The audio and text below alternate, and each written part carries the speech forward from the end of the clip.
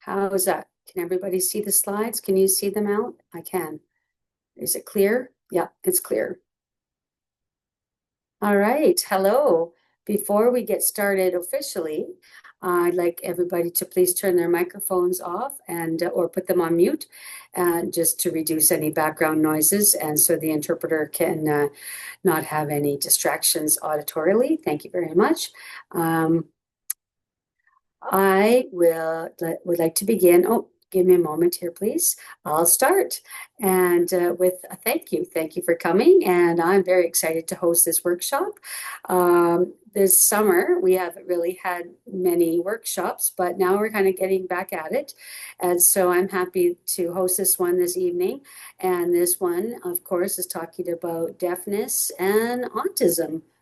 And our presenter, their experiences and what it was like to have their experiences. So this is me.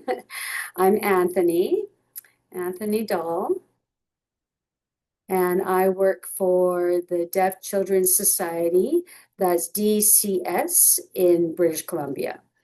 And I work as an ASL specialist. And I'm very excited to be your moderator this evening for tonight's workshop. I'd like to recognize our land that we're on right now, and we acknowledge that we stand on all the way from the west to the east and north and south of Canada and all across Canada. We all stand together and we honor the diversity of Indigenous peoples and their contributions, including their resources, materials, trees, water, and so much more. Let us also remember that we have the opportunity to reaffirm our relationships with one another with respect, and we are committed to moving forward together. Once again, thank you. And we also acknowledge the land that we are standing on today, especially in British Columbia, Saskatchewan, and Ontario, and of course, all the other provinces and territories across Canada. So this webinar is in collaboration with 3 organizations. They are Saskatchewan Deaf and Hard of Hearing Services. There's the Deaf Children's Society of BC, that's where I am coming from. And then there's the Silent Voice in Ontario. So the 3 of us are co-hosting this workshop. And if you do have any questions, of course, here is the email address. You're welcome to reach out if you have any questions following the webinar. A few housekeeping rules, and just to refresh your memory, there is slides, but we will post the slides to YouTube and to our webpage after. We have a website, so we will put it on our website after this evening's workshop if you want to take a look at it or review. And also we are recording this evening's workshop. If there's people who couldn't make it, then we will have it recorded. They'll be able to access it at a later time. And I need you to know that this is a safe space for parents.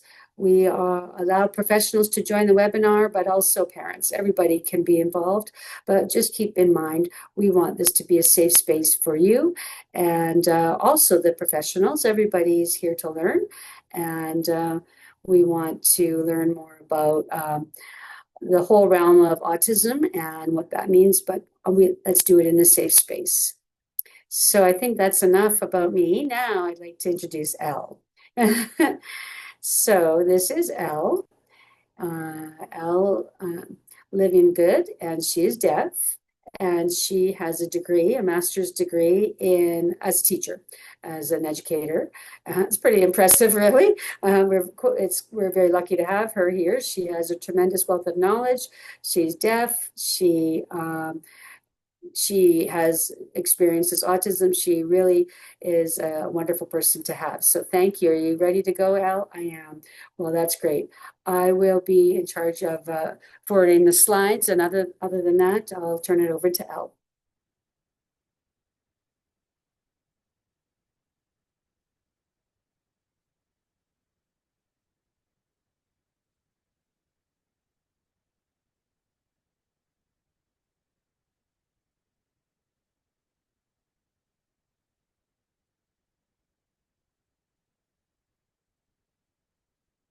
One moment, please.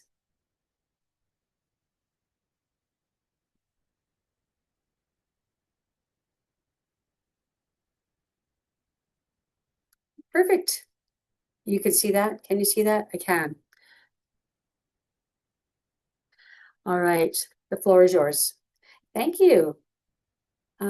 That's a lovely introduction. Thank you, Tony, and welcome to everybody. I hope everyone's having a great day, and I hope you're staying cool because I know it's hot. It's hot here where I am, and I'm Elle Living Good, and this is my name in sign language, and I'm here to talk about my experiences as a deaf, autistic person. And also, I'm a teacher for the deaf, teacher of the deaf autistic kids in a program where I teach at a school. So who am I? Why am I here? Well, they asked me to come and present because I am deaf and because I am autistic. And they say that this is a special interest topic to some people. And I think that's great. I'm happy to help and share my experiences as a deaf autistic person and a little bit about my journey and how I learned about myself and how I learned to regulate my world. And it's been a great, interesting journey, really. When I was young, I felt different about it, but I got misdiagnosed with OCD and ODD, oppositional defiance disorder. I did not have either of those. I was really autistic, but I didn't find that out until middle school. A psychologist started to talk to my parents and talking about a term called Asperger's. That's they're talking about.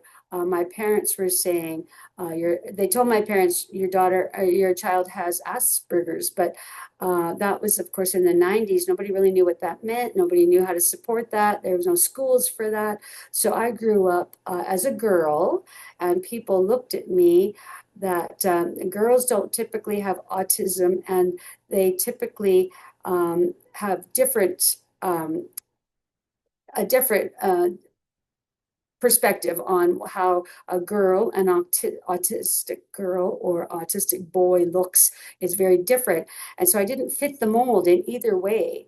And so they said, "Oh, you're how were they born?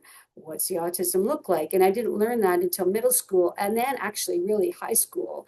The psychologist told me this in high school and that I was autistic. There was a special college there was this autistic community really, and they did a lot of research, and I met a lot of those people there, and I'm like, oh my gosh, these people are just like me. I'm just like them. And I fit the mold. It was more like a hearing autistic mold, but I still felt I fit in a way, but I was deaf. So I was not exactly fitting the mold. And I grew up hard of hearing, and then I had a progressive hearing loss. I started off just being hard of hearing. And then when I was 18, I went into college. I literally lost my residual hearing. I couldn't hear anything after that. After high school, when I was still hard of hearing, and I could still get by as being hard of hearing, but in college that changed overnight. And so really to find the deaf community and an autistic community that fit me in two ways, I wanted to identify who I was. That changed my life. It really did. And so also I'm white, I am Jewish, I'm queer, I'm non-binary, and my pronouns are they and she. So all of those things about me inform how I interact with the world. And at first, I thought I am white and I have privilege. That's what people think when they see me. And then I have, when I'm unmasked and they see me in a different way, I'm more than just my skin color. I am, most of us are black, brown, Asian, white, whatever. Um, Everybody's different depending on their skin color, right? But, and for me, I feel a little bit more safe because I have my white privilege. Next slide, please. Yeah, thank you. One thing I think really is easy for us to learn and do best is language, right? Um, the language is free. We don't have to pay for language, right? And just the approach, the thing is great because language, we could talk about deaf plus deaf autistic and how people sometimes the new thing is people first language where they say a person with a disability or people with deafness, a person with autism, but that kind of feels like disconnected, right? It's separate. A person with autism, a person with something, it feels like something and something, but it's not. And for me, it's part of me. It's who I am. I am Jewish. I am queer. I am non-binary. Like I am all those things. That's my identity. That's all included in me. It's not a separate thing. And so sometimes that's what happens now is the person first language, but now in deaf people, we typically go with identity first of the preferred way, deafness or autistic person. So how does a person see themselves? That's important. But identity first language in the deaf community is usually what we do. So we'll say a deaf person or hard of hearing. We don't say hearing impaired, but a person with a hearing loss. We don't say that anymore. I prefer to say deaf or hard of hearing. A person with autism, yeah, not a real fan of that one. It sounds like, baggage, that you pick up your bag and you're like, here's my autism in this piece of luggage, but it's not that. It's part of who I am. And many deaf people really try, and many people try to emphasize, especially in the communities, what about the deafness? What about their autism? It's important. The identity first language is important in the deaf community. Next slide, please. So here we are talking about language, of course, understanding language, very important for communication and sharing ideas and information sharing, right? And there's so many different ways that we can communicate, right? Speaking, of course. Is that always the best? Not really. It could be speaking or signing or many different options. But speaking English or Spanish or other languages, that's beautiful. That's great. What about sign language? Signing ASL, American Sign Language, or Mexican Sign Language, or other sign languages? That's too very beautiful. And also, there's an option to write. Some people who can't speak, then they can write down their comments with the rest of the world. Writing is a good option. Even use their cell phone and just texting with each other. So, in whatever language, English or Spanish, body language of course, typically gestures and body language is great. Autistic people typically are very good at identifying feelings and emotions by watching the body language. It's really quite neat. Cued speech is also something it's used for communication. Also, iPads are used and for communication. And also we have the AAC, which many autistic children use, the AAC. So that is Augmented Alternative Communication, AAC. And so really, it's a great option for communication, depending on the needs of the child. Some people who have other disabilities, maybe paralysis or different communication requirements, sometimes even use the eye gaze board, and that's an option, and more. This is not an exhaustive list. So I picked a few possible communication options. Next slide, please. Interpreter switch.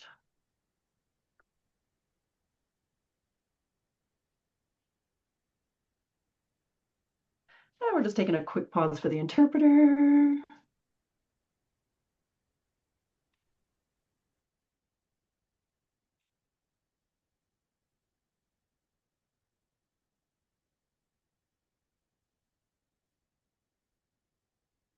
So, as I was saying,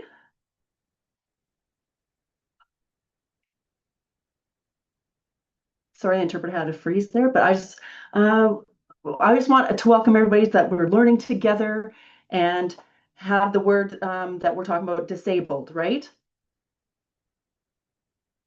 And we're also going to discuss the word neurodiversity. Here's the sign for neurodiversity, or ND, can be signed this way as well. Sorry, neurodiversity. Let me stay on this topic. I do have another word here, neurodivergent, and that's what I signed for ND, neurodivergent. And that can be like an identity term. So it's really an umbrella. So a way to describe people whose brains maybe don't function as what the norm is.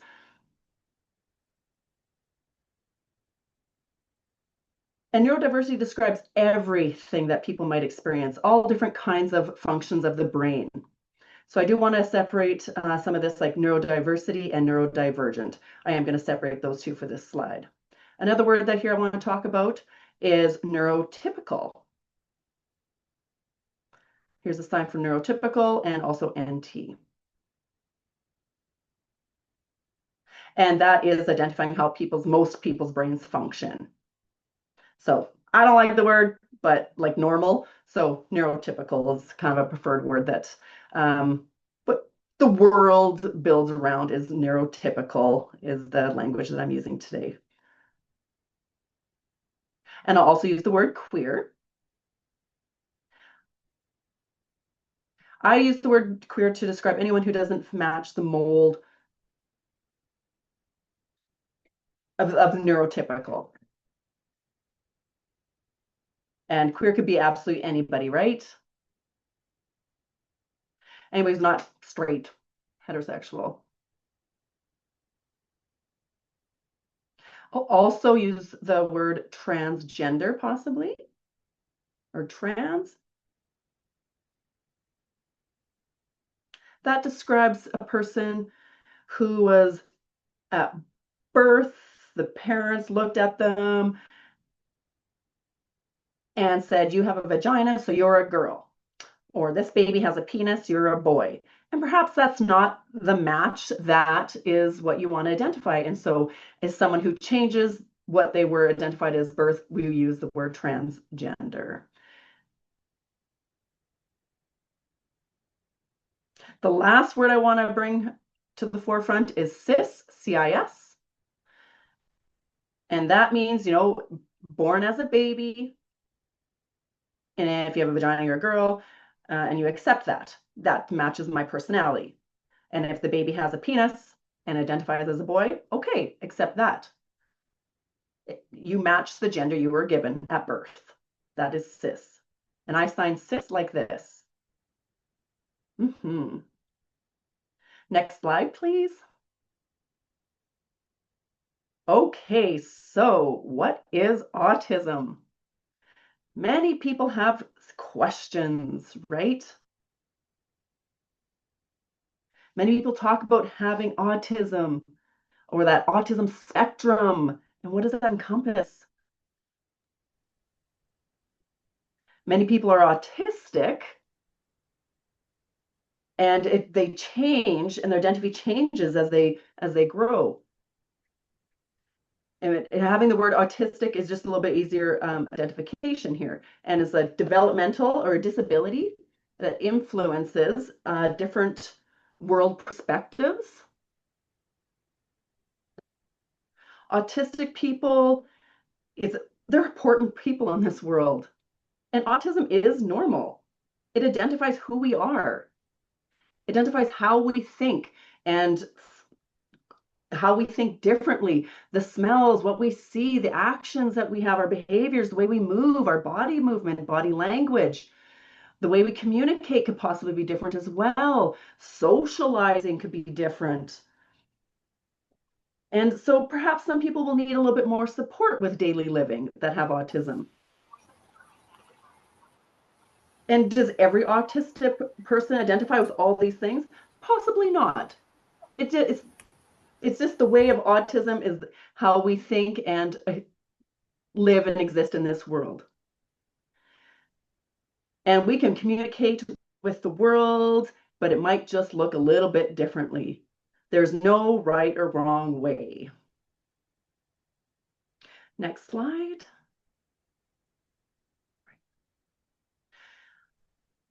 Many people often think autism spectrum, and that's very linear. So this is exactly how we sign it, spectrum. And it also means from low to high. I'm low autistic or high autistic. No, I really don't want this to be the perspective. It's more of that functioning label. I don't want that to be used going forward. Instead, we could prefer to use support. I'm a low supported autistic person. Of course, I still have supportive needs like everybody. My mom, my sister, my partner provide supports for me as an autistic person. And yes, I do still have support needs, even though I identify as them low supports. And some people could have more high support needs. Maybe that could be daily living things, right? That's a thing as well.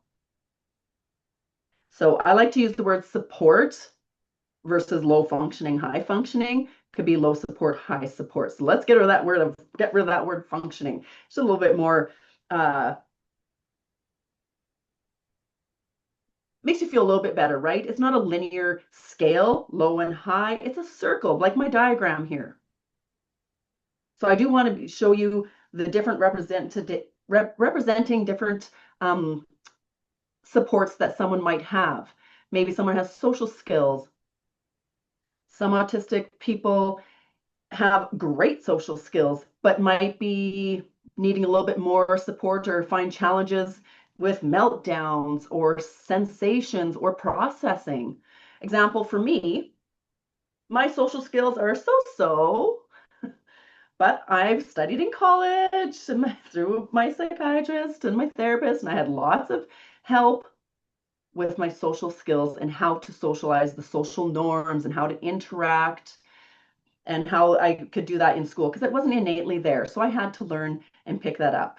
I learned from books, I learned from studying, I learned from people what the expectations of behaviors were. And that really was helpful to match the social norms, and that improved immensely. You just have to do a lot of self navigation and identifying what some of your needs are.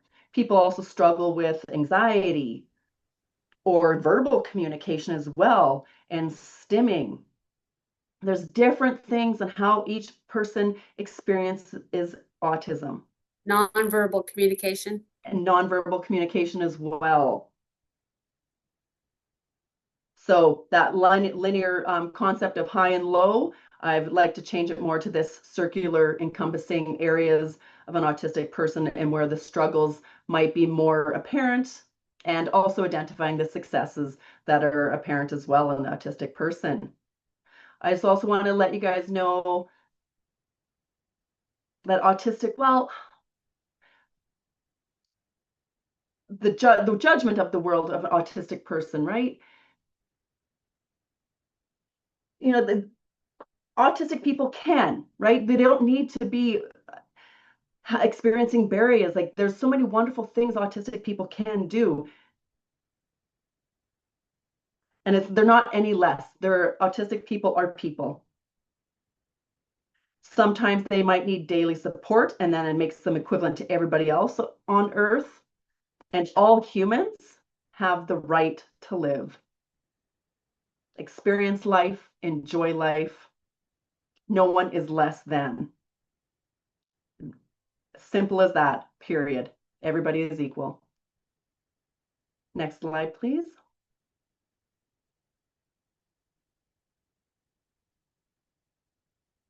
Okay, I'm here today to talk about deaf and autistic and how those function together, work together. So my comments and my experiences aren't going to be how everybody identifies, but some people might make that connection from my personal experiences.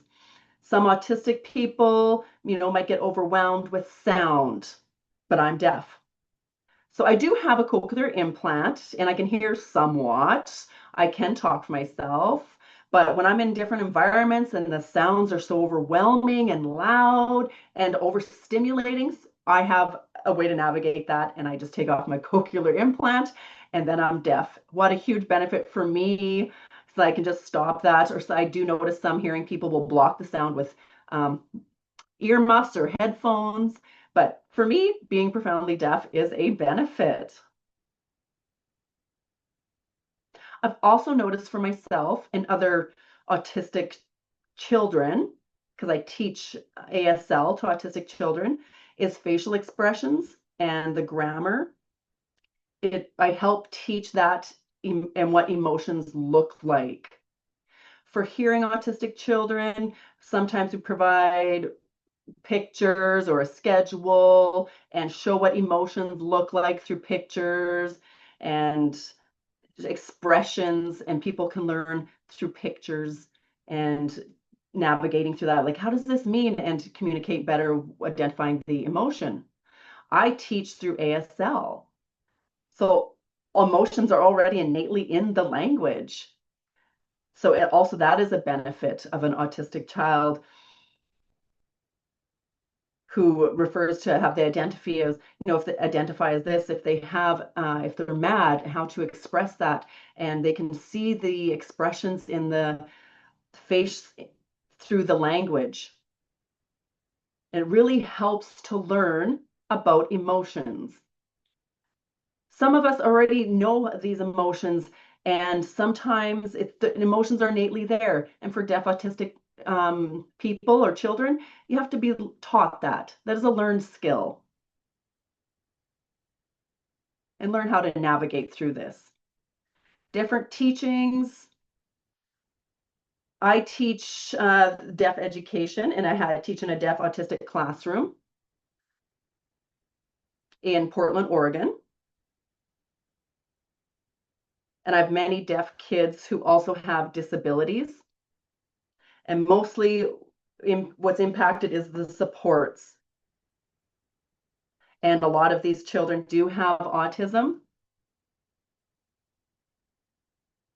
And all of my students and myself in Portland, Oregon, um, are individuals. I'm the white teacher, but most of my students are Black or brown. There seems to be a high number in Portland, Oregon. So, but the opportunity for supports outside of school and parents that have stable lives. There's lots of poverty or money that's not readily accessible, or resources are deprived of resources. So in my classroom, I try to have them work together and have that impact lessened. I notice my approach as a deaf teacher is a little bit different and is a benefit to the autistic child. Not only the deaf part of it, the deafness, but the autistic part of what I experience in my personal life is beneficial, because I can suss out what the children might need, the visuals, hands on hands, and I can accept different types of communication and a diversity that might offer as well. Some talk, some sign, some use art, some need to move, and I don't care. I don't care if they're standing or walking around or fidgeting on their chairs. It doesn't matter if they're looking at me. And that's really, I get perspectives from the deaf community and from the autistic communities that I belong to. So I feel like that's a huge benefit. And also sign language. And hearing autistic kids will struggle with the verbal language. Now they have accessibility through sign language, and they could use that at the same time. And there's a famous autistic person named, there's a book, The Interpreter Missed the Name there, if Karen, if you got it. But it's like lots of the books, Pueblo, if the interpreter wants to say, that have like the white perspective, right? And the white characters in the books, and how impactful can those be? But the impact that these books can have on these children when they can relate to these books, and the sensitivities can be equivalent in the same. And for, learning with your eyes closed, like blocking out those things that are stimulating or over stimulating to people, They don't have to listen to me. They can watch, they can have their headphones on because I'm still able to teach through sign. And that is such a benefit. And it's a benefit for processing in the brain as well and how to experience the world. And there's lots of modes for communication. AAC, that is a beautiful way to communicate, and it's equivalent to language. And people can communicate through these AAC's devices. Next slide, please.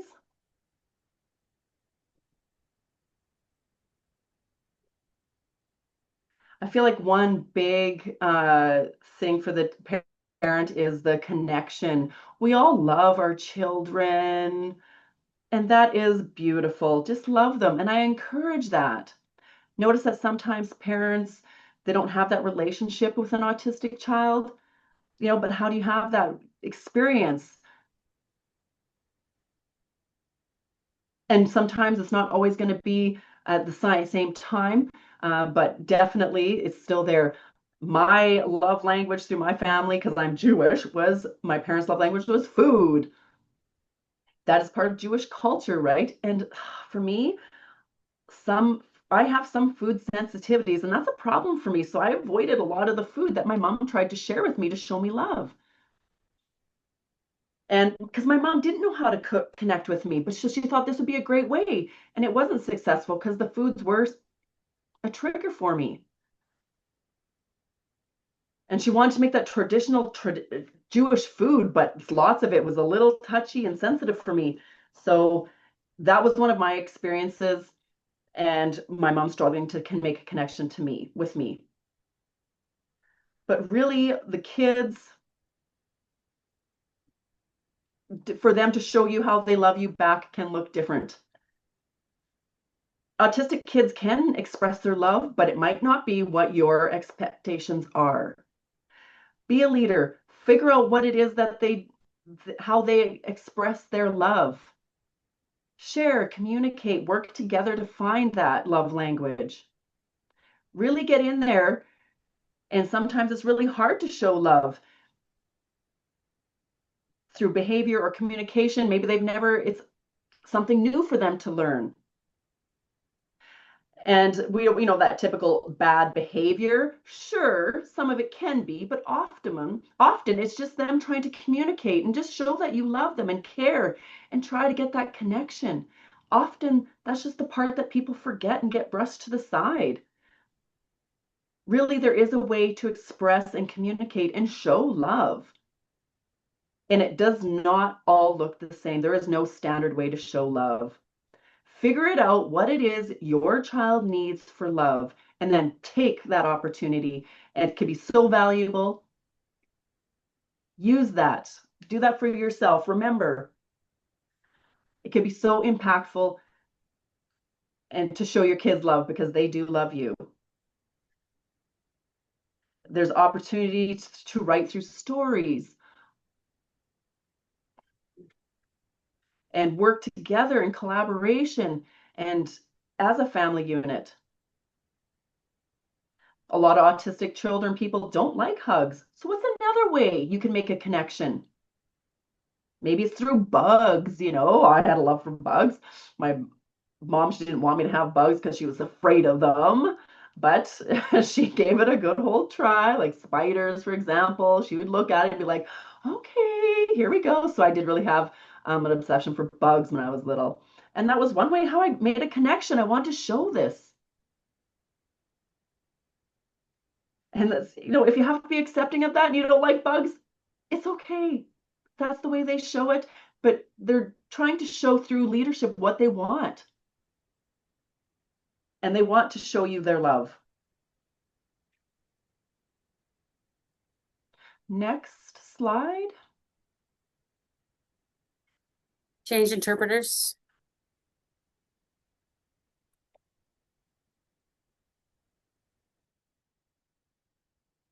Great. Maybe you have noticed that a lot of young people identify more as queer. And I just think that's becoming more visible. That's all I'm thinking. Also, maybe you've noticed the autistic community and LGBTQA plus, both of them, both those communities overlap. There's a lot of connections there. And there's a lot of studies out there that neurodiverse people tend to be more gender diverse. They're not straight. They have different sexual orientations, and they do this in different ways.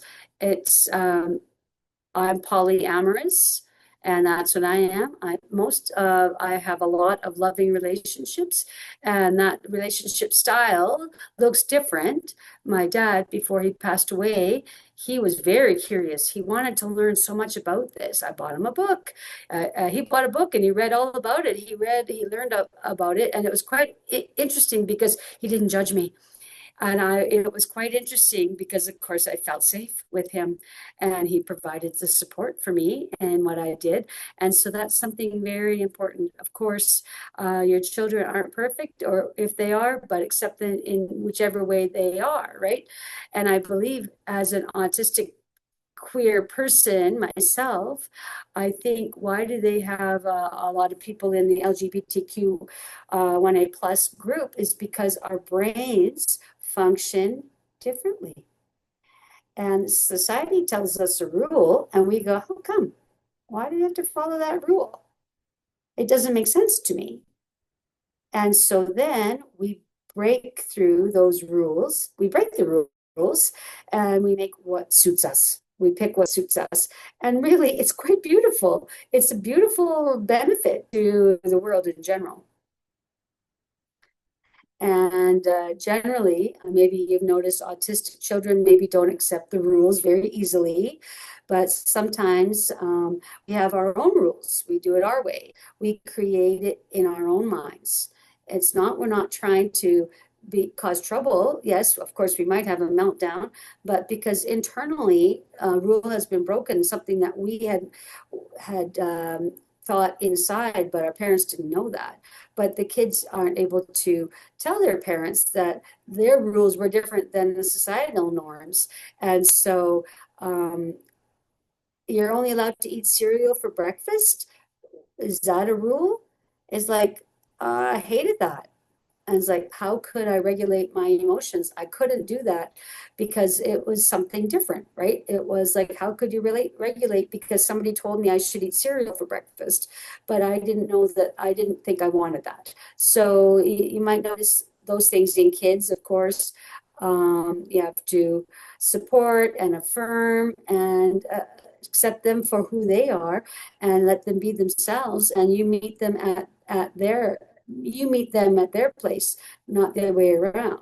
And my professional experience and my experience growing up was the best thing for your children, the best thing to do is to make your home a safe place so they can be themselves when they get home.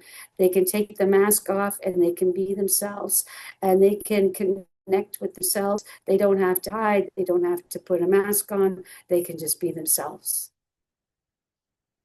Next slide, please.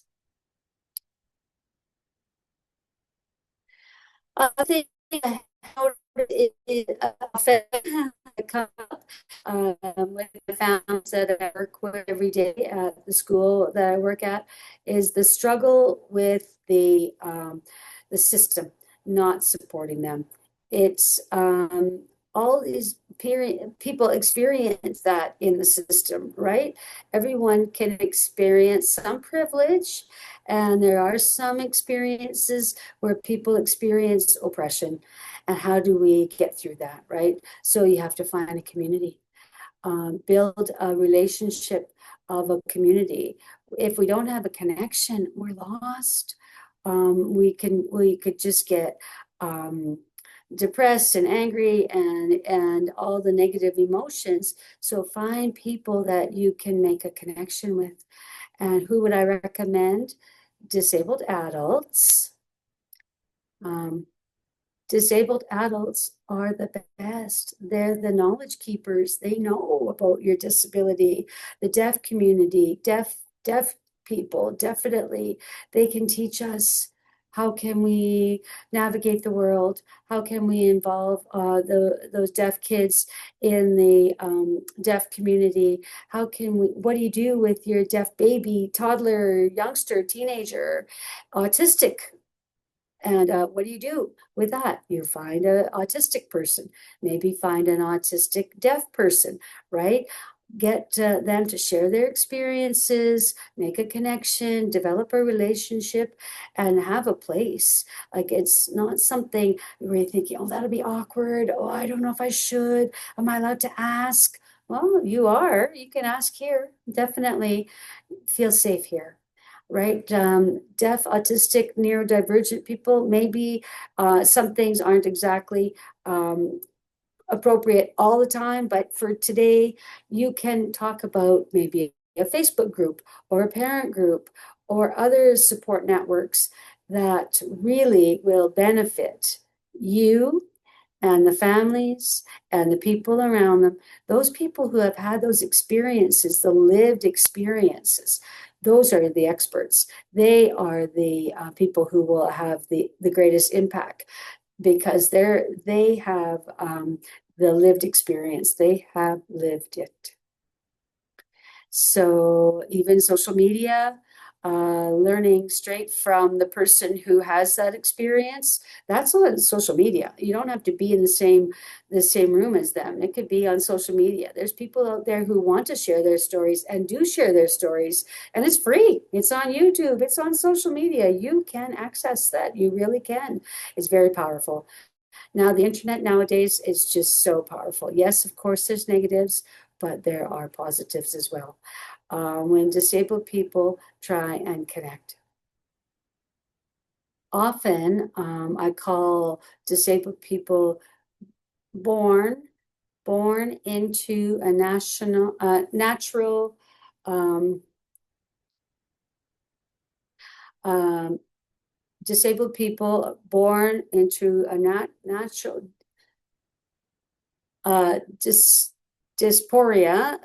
Yeah, maybe you don't know that word, but um, it's the group of people who live outside of their original kind of country kind of thing. They don't have their community, they move to another country, they don't have their culture around them. So those are the group of people who are the one-offs, right? And so they're not seeing their culture every day. And that's the issue. And they don't see other people with the same issues that they have and their culture and everything. So that's something quite interesting because autistic people, it is genetic because I see my mom and I think my mom is autistic. She never knew. She never knew, but she would obsess. She loved Star Trek. Oh, was she a Trekkie? And she had all these things with Star Trek. So now I said to my sister, I think my mom is autistic. My sister's like, oh my gosh, you're right. Everything became clear. We figured it out. We talked about it with mom. We thought we better talk about it with her, knowing that the I am labeling, calling you out kind of thing. It's not a bad thing. It wasn't a bad thing. We didn't have to avoid the word. Disability is not a bad word. It's just an adjective to describe an experience. So if we look at our parents, we could maybe understand, well, that's what happened to me. And then if the parents can look at the kids, then they'll understand better too. So finding people in the community and having a community and being together, I know it's hard. I know it's hard because you're going, what, how, who, what, where, when, why, how. Social media does make it easier. And you can look at the hashtag on social media. You could put autistic, type that in for a hashtag. You will get a long list of options. You can follow deaf adults on social media. I'm on there, hashtag autistic. And remember that you can do best in the world, that is for your child and your family. You can build a good world for them. It's a school of hard knocks. It doesn't have to be just by yourselves. There's support out there. It's okay. It's okay. Yeah, I know you don't know. I know people don't understand. There's no perfect answer, but you want to keep your child alive, and feeling loved and feeling safe and building a can-do approach for for your child in any way possible with a lot of professionals out there. I know you're doing your best.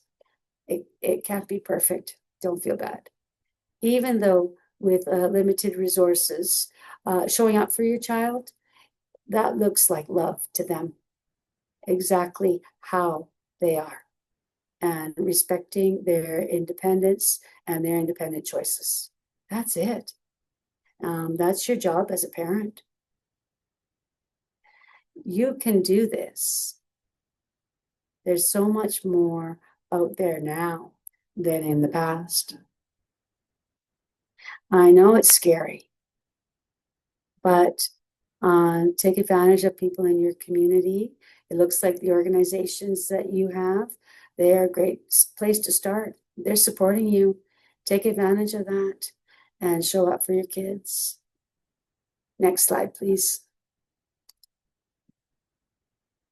Right. One thing that I do, and I might recommend, if at your home, whatever culture that you have in your home, celebrate that, right? So there's deaf culture, there's autistic culture, disability culture. They're all the same, right? They're all equal. But I encourage you to share your culture as well, your values of what has been passed down from how you grew up. And that's an important part of who you are, right? And I love books, of course. I'm a teacher, so I love books, but I do love books really because books are the best way for kids to see pictures and they can identify with people that look like them. And I love to tell my Spanish speaking families to find a book with both English and Spanish, and then we can sign it. And they're on YouTube. The stories are signed on YouTube into ASL. Do all of them. You don't have to just pick ASL or just English or just Spanish. The kids can have all of them. Do whatever you want. Give it to them all. Give all of them to them. And share your cultural foods. If the kids don't like that, that's fine. Then they don't like that one. Try something different tomorrow. Just look at what they see. They're seeing colors. They're seeing, what foods are there. If they're still seeing it, even if they don't eat it. So I'm Jewish. My mom loved to make dugel, but I can't stand the texture. Ugh, couldn't stand it. My mom just looked and she appreciated and said, and I saw that mom made it with care and love, and she was proud of herself, and I accepted it as that, and that was really important. Also, a lot of kids in my classroom, they're language deprived, and they're behind, so they don't even know. They see the foods, they don't know what it is called, but they can see the food, and then they can start making the building blocks of language. Start with that food, and then it is add another word, it's this, and add the words will come later. But even in Spanish culture, Mexican culture, it's quite interesting because their clothing is so colorful, it's so beautiful. So start with that. Look at these beautiful bright skirts or bright blouses and shirts, and so they will see all of those things. They'll start by looking, then will go to a texture. Maybe they don't like the texture. They'll try all those things. You can make it up. You can do all of those little pieces of the puzzle and start adding to them. And, you're teaching them to honor all parts of themselves. We are Spanish, we are Mexican, we have these celebrations in our culture, etc. And so it's everything about us that makes us us. And then when they're an adult, they can have that. You can honor all of those parts.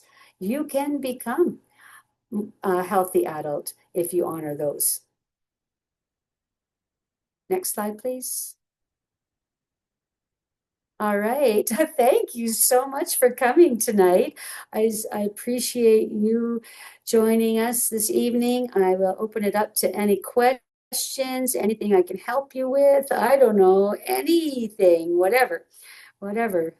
I'm happy to answer your questions.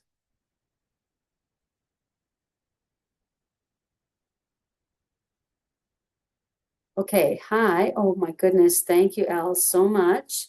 For questions, I think there's be two options. Maybe some people might want to ask a question in ASL, or some people might want to ask in English, or even we can add the chat. Do you think people might want to ask a question in English in the chat room? So any of those ways, you're welcome to ask questions. Okay, just want to make sure. Can you see?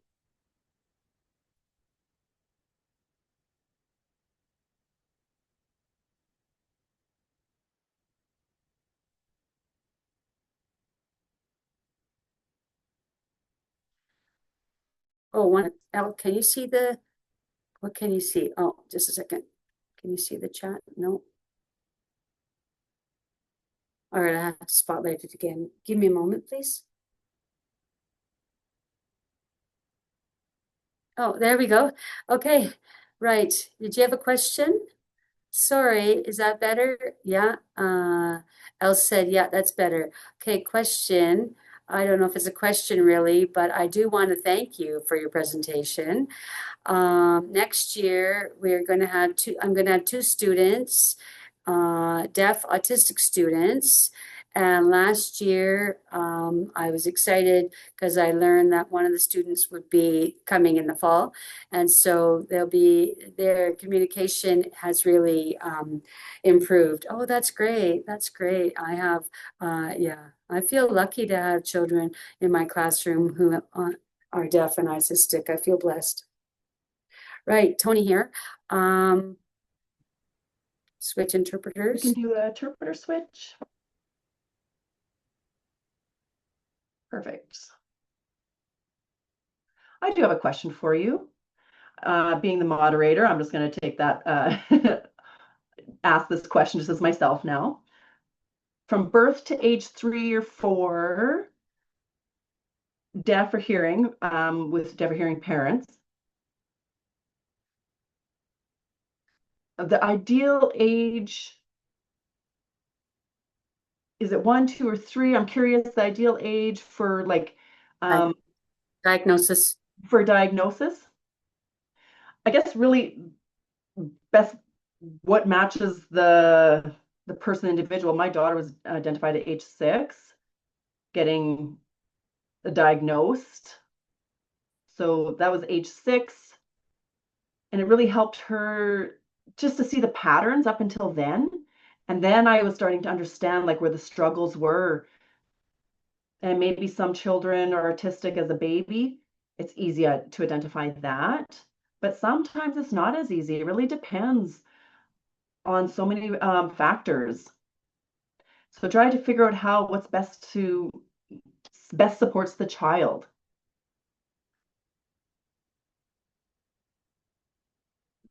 So often you'll tell the kid, oh, they're deaf, right? But you won't tell the child that they're autistic. So it's interesting. It's an interesting concept, right? But it's just be friendly about it, right? It's good to know how your brain functions and where the struggles are and what's hard for you and what you'll face. It's really nice to know those things. It was good for my daughter being identified as autistic, and where the hard times were, and why the meltdowns happened, all these different reasons. So then I was able to understand my daughter's needs a little bit better and understand empathetically as well, because I myself is autistic. So the diagnosis really is just as soon as possible would be my answer. Because, typically the hearing parents, really the language is key, right? When they become an adult and their social skills and stuff as they grow into themselves, it's better to catch these diagnoses now versus later to avoid a lot of barriers or language deprivation or any type of deprivation. So just it's not harmful from L here. It's not harmful.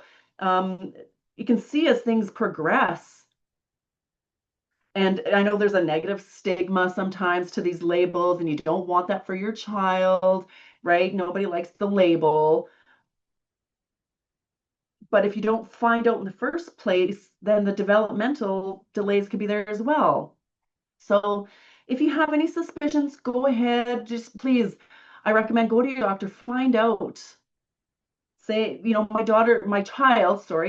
my child is acting this way, or these are some of the things that I've noticed. And maybe some of these behaviors will match a diagnosis that your child might have. So go to the doctor as soon as you can if you have any suspicions. Get the support get the support as soon as possible. Find the support that's best for them. Thank you from Anthony. Thank you for that answer. Sorry, I'm just going to remove the slides from our presentation. Any other comments? Anything in the chat?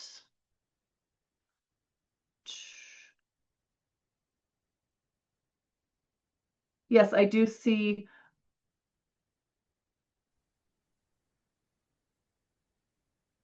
That there is a question here. There's the books I recommend are obviously the ones with pictures, Teach with Pictures, or books people who are marginalized, racialized, brown, black, books that they can identify. And we don't want to be the waste of our dreams. I'm going to type this in here just so that I'm super clear on what I'm trying to convey.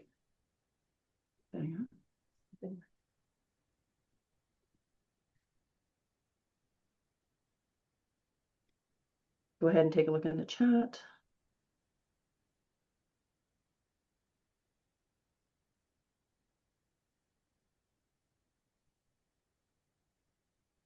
The weight of our dreams, interpreter error, not waste. And go ahead, Christian. Do you have a question?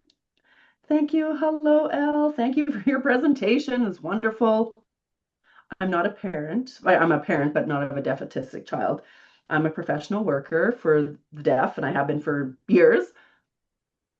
And my pronouns are she, her. I have two questions. Just what are your thoughts?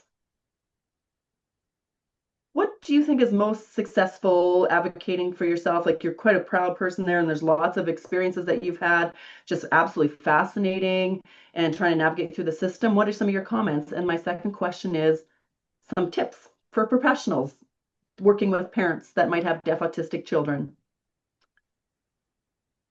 or the diversity, or both. What's first? What should we do first, to make it equivalent for communication and navigating? What are some tips, I guess, is my question. So from Elle, my top success is most memorable, I guess, is what I'm asking. Yeah, just finding that support. That was quite the challenge. And there was lots of resistance there. Just finding the place, especially in a hearing school, right? And then trying to develop my own classroom and run my own classroom and what the supports I need for that. And then also knowing the supports I need for the children.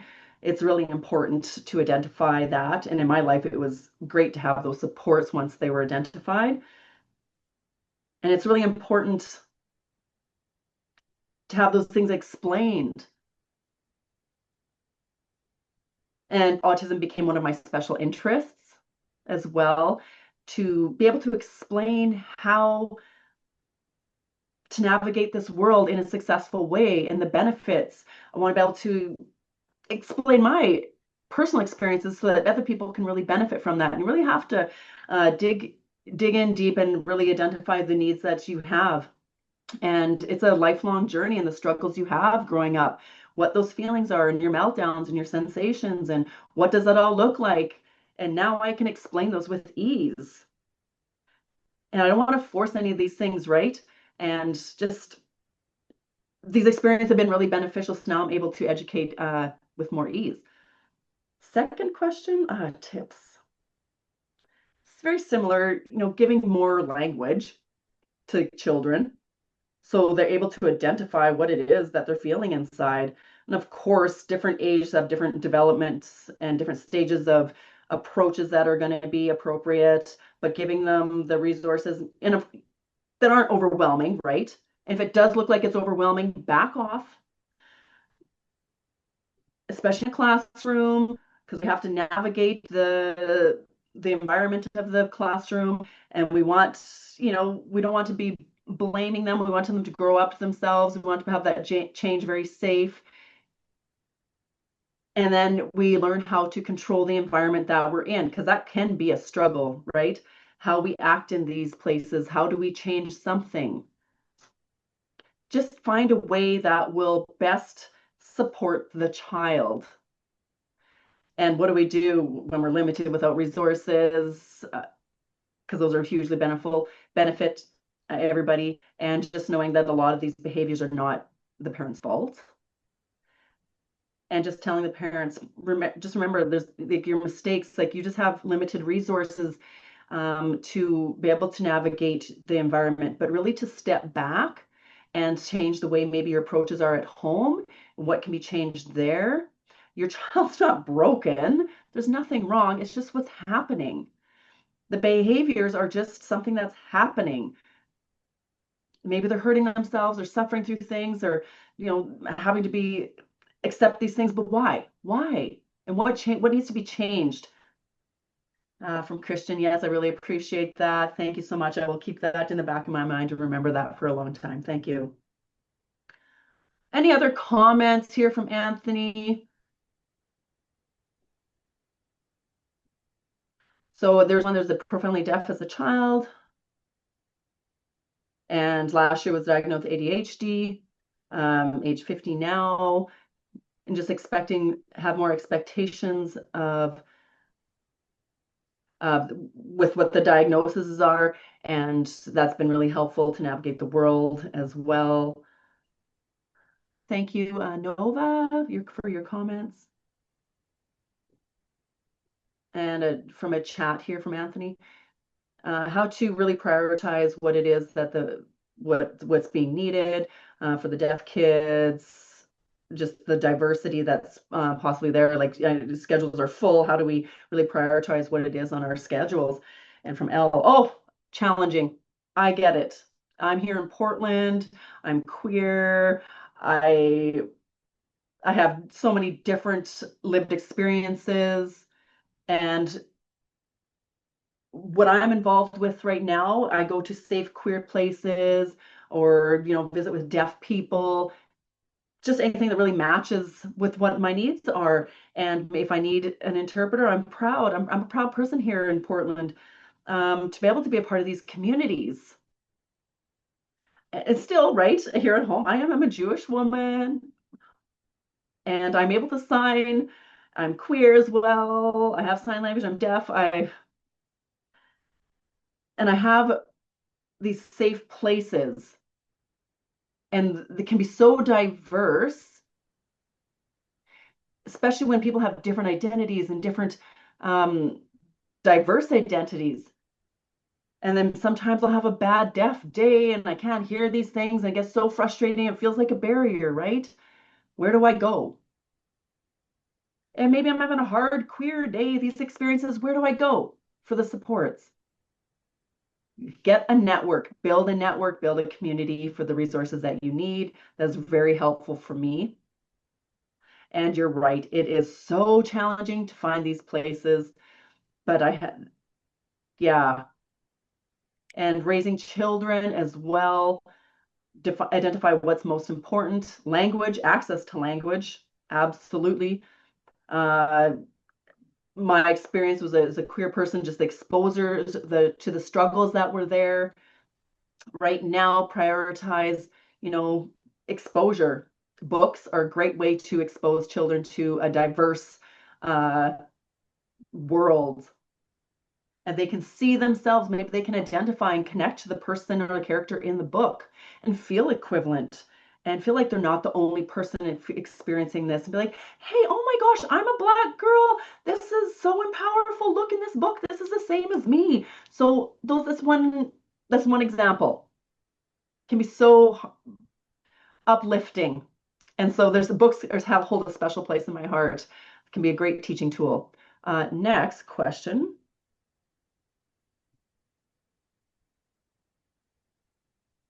Thank you, thank you, thank you for your presentation, the perspectives, the struggles, the connections that are hard to make.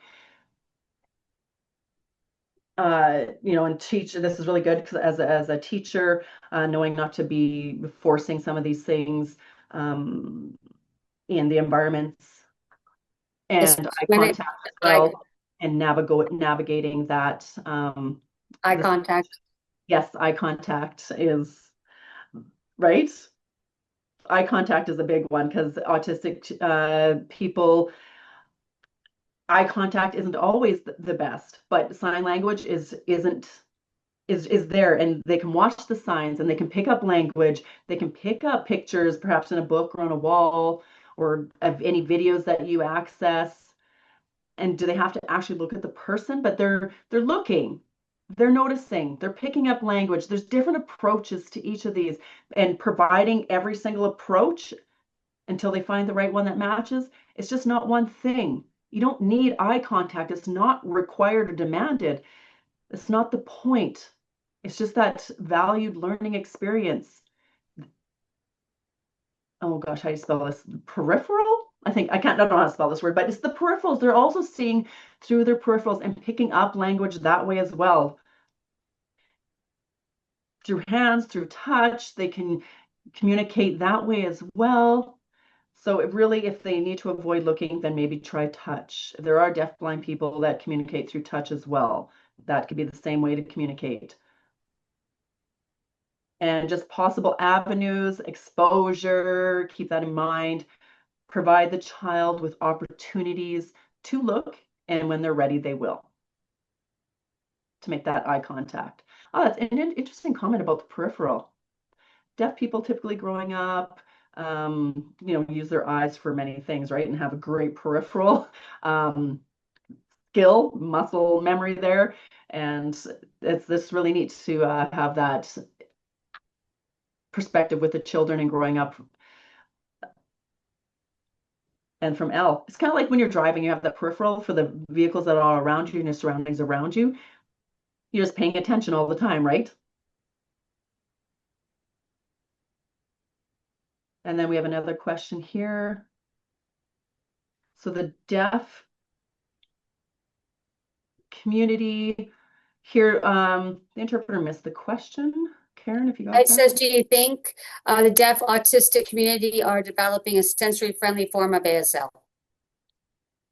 Specifically, there's not ASL, but just language. Keep language at the forefront. There's different parameters, everything that's required for language, make sure that's there, and then navigate that appropriately.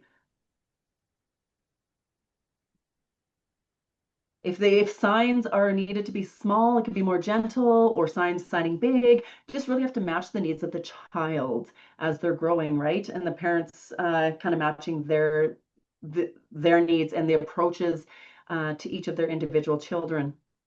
And that can be quite acceptable. So do that. Expose them to everything. Find out what works.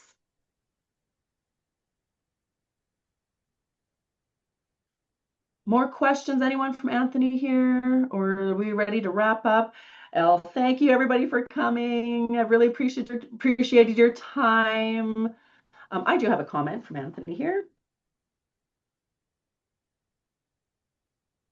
I know we just kind of scratched the basic topics. We haven't gone real deep into this through this presentation, but I think this has been very helpful. And that picture of the circle that you had for supports, wow, that is great, versus the spectrum or linear. So that helps better my understanding, and to navigate that, seeing it in a circle gives me better understanding, and referring to the person as well. Yeah, so parents, you can use that with your children. You don't need colors.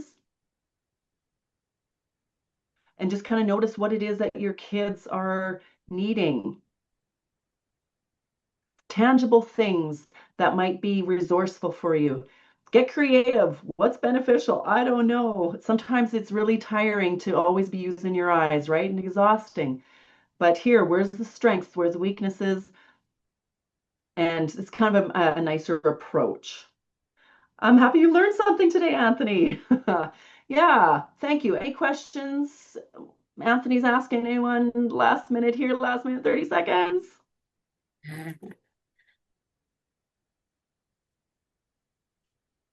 Okay, so I think that is a wrap. Have a good night, everyone from Elle. This has been an awesome presentation. I appreciate your time, Elle. I hope all of you who joined tonight's webinar really enjoyed yourself. This will be uploaded on YouTube later. The slides will be uploaded as well and available soon as possible. And Elle is, thank you, everyone.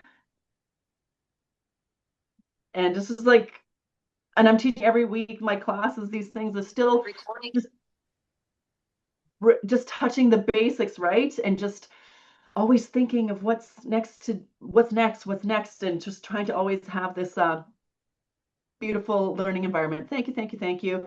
And really, we appreciate you. And thank you to interpreters. Have a good night, everyone. Good night.